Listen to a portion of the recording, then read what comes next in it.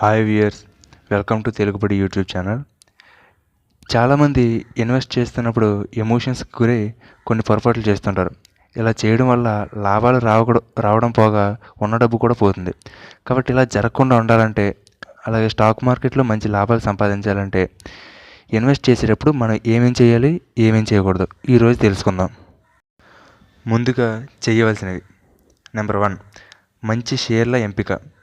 మార్కెట్లో ఇన్వెస్ట్ చేసేటప్పుడు మంచి పనితీరు చూపించే షేర్లను ఎంచుకోవడం చాలా ముఖ్యం. మార్కెట్ తగ్గినప్పుడు ఇటువంటి షేర్లు కాస్త అందుబాటులోకి వస్తుంటాయి. అటువంటప్పుడు వాటిని కొనేసుకోవాలి. మళ్ళీ మార్కెట్ వృద్ధి చెందుతున్నప్పుడు వేగంగా పెరిగే షేర్లు కూడా ఇవే. అప్పులు తక్కువగా ఉన్నవి, నగదు నిల్వలు ఎక్కువగా ఉన్నవి, అధిక డివిడెండ్లు ఇచ్చే కంపెనీలను ఎంచుకోవాలి. భవిష్యత్తులో వ్యాపార అభివృద్ధికి అవకాశం ఉన్న సంస్థలు షేర్లు తక్కువ ధరకు వచ్చినప్పుడు వదులుకోకూడదు. 2, క్రమశిక్షణ. మనం ఈ స్టాక్ మార్కెట్లో మంచి క్రమశిక్షణతో ఇన్వెస్ట్ చేయాలి. అంతేగాని ఒక షేర్ ధర పెరుగుతుందని కొనేయడం, అలాగే తగ్గుతుందని భయపడి అమ్మేయడం రెండు ప్రమాదమే. ఈ హెచ్చుతగ్గులు, నష్టభయాలు అనేవి మార్కెట్లో సహజం. ఈరోజు ఇన్వెస్ట్ చేసి రేపొద్దున లాభాలు సంపాదించేయాలి అనుకునే వారికి ఈ స్టాక్ మార్కెట్లు అనేవి సరిపడవు. కొంతమంది ఇన్వెస్ట్ చేసిన తర్వాత ప్రతి నిమిషానికి ఒకసారి తన స్టాక్ ఎలా మూవ్ అవుతుందని చెక్ చేసుకుని భయపడిపోతూ ఉంటారు. ఇదంతా వేస్ట్ ఆఫ్ టైం. మనం లాంగ్ టర్మ్లో ఇన్వెస్ట్ చేస్తే తప్పకుండా మంచి లాభాలు వస్తాయి. 3, తొందరగా ప్రారంభించాలి. అంటే చిన్న వయసు నుండే ఇన్వెస్ట్ చేయడం అనేది మొదలు పెట్టాలి. అప్పుడే పెట్టుబడులకు తొందర ఏముందిలే అనే దృష్టిలోనే చాలామంది ఉంటారు. కానీ అది తప్పు. మనం సంపాదించడం మొదలుపెట్టిన నాటి నుండే ఈ ఇన్వెస్ట్ చేయడం అనేది ప్రారంభం కావాలి. కేవలం స్టాక్ మార్కెట్లోనే కాదు, mutual funds, bonds, fixed deposits, golds ఏదైనా కావచ్చు. చిన్న వయసు నుండి ఇన్వెస్ట్ చేయడం వలన దీర్ఘకాలం పాటు పెట్టుబడులు కొనసాగించడానికి వీలవుతుంది. కాబట్టి ఆటోమేటిక్గా పెద్ద మొత్తంలో రాబడి సంపాదించడానికి వీలవుతుంది. అలాగే ఒకవేళ ఏదైనా నష్టం ఏర్పడినా అది చిన్న వయసే కనుక ఆ సమయంలో కుటుంబ బరువు బాధ్యతలు ఉండవు. కాబట్టి కొద్దిగా రిస్క్ ఏర్పడినా తట్టుకోగలం. సో చిన్న వయసు నుండే ఇన్వెస్ట్మెంట్ గురించి నేర్చుకుని పెట్టుబడి పెట్టడం మంచిది. అలాగే ఇప్పుడు స్టాక్ మార్కెట్లో చేయకూడని పనులు. నెంబర్ 1, ఎమోషన్స్కి లోన్ అవ్వడం. అత్యాశ, ఆందోళన, భయం ఇవన్నీ ఇన్వెస్ట్మెంట్కి శత్రువులు. వీటికి సాధ్యమైనంత వరకు దూరంగా ఉండాలి. చాలామంది ఇన్వెస్టర్స్ వీటిని కంట్రోల్ చేసుకోలేక తమ పెట్టుబడులు నష్టపోతూ ఉంటారు. ఉదాహరణకి మనం ఒక స్టాకును 100 రూపాయలు కొన్నామనుకోండి. ఆ స్టాక్ రేటు 150 రూపాయలకు చేరినప్పుడు మీ దగ్గర ఉన్న వాటిలో కొన్నింటినైనా అమ్ముకుని ప్రాఫిట్స్ బుక్ చేసుకోవాలి. అంతేగాని ఇంకా పెరుగుతుందని చెప్పి ఆశలో అమ్మకుండా ఉన్నట్టయితే మొత్తం నష్టపోయే ప్రమాదం ఉంది. ఎందుకంటే స్టాక్ మార్కెట్లో ఎప్పుడు ఏం జరుగుతుందో ఎవరూ చెప్పలేరు.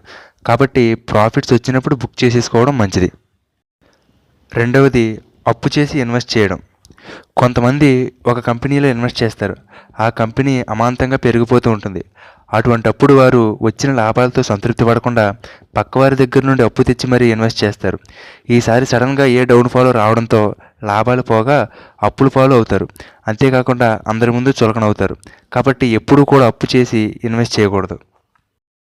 3, గుడ్లన్నీ ఒకే బుట్టలో పెట్టడం. అంటే మనం పెట్టుబడి పెట్టాలనుకున్న మొత్తాన్ని ఒకే పథకంలో ఇన్వెస్ట్ చేయడం ఎప్పుడూ మంచి పద్ధతి కాదు. ఈ ఇన్వెస్ట్మెంట్ చేద్దాం అనుకున్న అమౌంట్ని shares, bonds, commodities, mutual funds, fixed deposits, బీమా పాలసీలు వంటి వివిధ పథకాలలో పెట్టుబడి పెట్టాలి. ఇలా చేయడం వల్ల పెట్టుబడి మొత్తానికి నష్టం వచ్చే ప్రమాదం ఉండదు. ఒకవేళ ఏదైనా ఒక పథకంలో నష్టం వచ్చినా మరొక పథకంలో వచ్చే లాభం దాన్ని కవర్ చేస్తుంది. గుడ్లన్నీ ఒకే బుట్టలో పెట్టకూడదు. ఇదే ఆర్థిక క్రమశిక్షణలో పాటించవలసిన మొట్టమొదటి సూత్రం. పొరపాటున జారితే అన్ని గుడ్లు పగిలిపోతాయి. దీన్ని నివారించాలంటే వాటిని వేరువేరు చోట్ల భద్రపరచాలి. ఈ పాయింట్ మీకు అర్థమైందని అనుకుంటున్నాను. 4వది, రిస్క్ ఎపటైట్. సింపుల్గా చెప్పాలంటే రిస్క్ లిమిట్ అని అర్థం. ఉదాహరణకి రిస్క్ ఎపటైట్ అంటే మీరు ఎంత డబ్బు నష్టపోతే మీకు పెద్దగా ప్రమాదం ఉండదో, అలాగే మీరు పెద్దగా బాధపడరో దానిని రిస్క్ ఎపటైట్ అంటారు. ఉదాహరణకి నా దగ్గర 10,000 రూపాయలు ఉన్నాయనుకోండి. ఆ 10,000 ఇన్వెస్ట్మెంట్లో పోయినా ప్రమాదం లేదు అనుకుంటే ఆ 10,000 అనేది నాకు రిస్క్ ఎపటైట్ అవుతుంది. కొంతమంది ఈ లిమిట్ని మించేసి ఇన్వెస్ట్ చేస్తూ ఉంటారు. అటువంటప్పుడు ఏదైనా నష్టం వస్తే తమ కుటుంబ పోషణ ఇబ్బందిగా మారి మళ్ళీ వేరే అప్పు చేయవలసి వస్తుంది. కాబట్టి ఎప్పుడు కూడా ఈ రిస్క్ ఎపటైట్ని మించి ఇన్వెస్ట్ చేయకూడదు. 5, నాలెడ్జ్ లేకుండా ఎంటర్ అవ్వడం.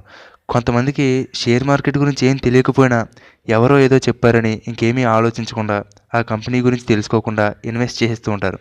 తర్వాత మనీ అంతా లాస్ అయ్యాక స్టాక్ మార్కెట్ అంటే గ్యాంబ్లింగు అంటూ తిట్టుకుంటూ ఏడుస్తుంటారు. మళ్ళీ షేర్ మార్కెట్ వంక కన్నెత్తి కూడా చూడరు. ఇది తప్పు.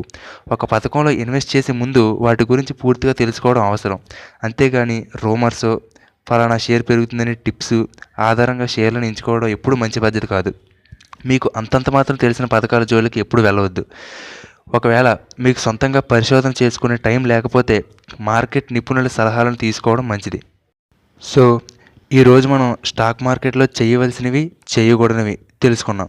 వీటిని మీరు దృష్టిలో ఉంచుకొని ఇన్వెస్ట్ చేస్తే తప్పకుండా మంచి లాభాలను సంపాదించగలరు. చివరిగా మీకు ఒక చిన్న సలహా. అయినా ఎంతకాలమని పక్క వాళ్ళ సలహాల మీద ఎవరో చెప్పే రూమర్స్ మీద ఆధారపడతారు? అవన్నీ నిజమవుతాయని కూడా చెప్పలేం. కాబట్టి మీరే స్టాక్ మార్కెట్ గురించి పూర్తిగా నేర్చుకోండి. మీకు మీరే ఎనాలిసిస్ చేసుకునే స్థాయికి చేరండి. ఒకరి మీద ఆధారపడవలసిన అవసరం లేకుండా మీ సొంత తెలివితేటలతో డబ్బును సంపాదించండి. మిమ్మల్ని అలా తయారు చేయాలనే ఉద్దేశంలో భాగమే ఈ వీడియోలు. కాబట్టి అటువంటి ఈ వీడియోలు మిస్ కాకుండా చూడాలంటే వెంటనే తెలుగుబడి యూట్యూబ్ ఛానల్కి సబ్స్క్రైబ్ అవ్వండి. ఎందుకంటే ఏ ఒక్క వీడియో మిస్ అయినా తర్వాతి పార్ట్ని అర్థం చేసుకోవడం కొంచెం కష్టం అవుతుంది. మీకు ఈ స్టాక్ మార్కెట్ల గురించి పూర్తిగా నేర్పే బాధ్యత నాది. ఓకే వ్యూయర్స్, మీకు ఈ వీడియో కనుక నచ్చినట్టయితే లైక్ చేయండి. అలాగే మీ ఫ్రెండ్స్తో షేర్ చేసుకోండి. మీకు ఎటువంటి సందేహాలు కానీ సూచనలు కానీ ఉంటే కామెంట్ బాక్స్లో పోస్ట్ చేయండి. Thank you very much.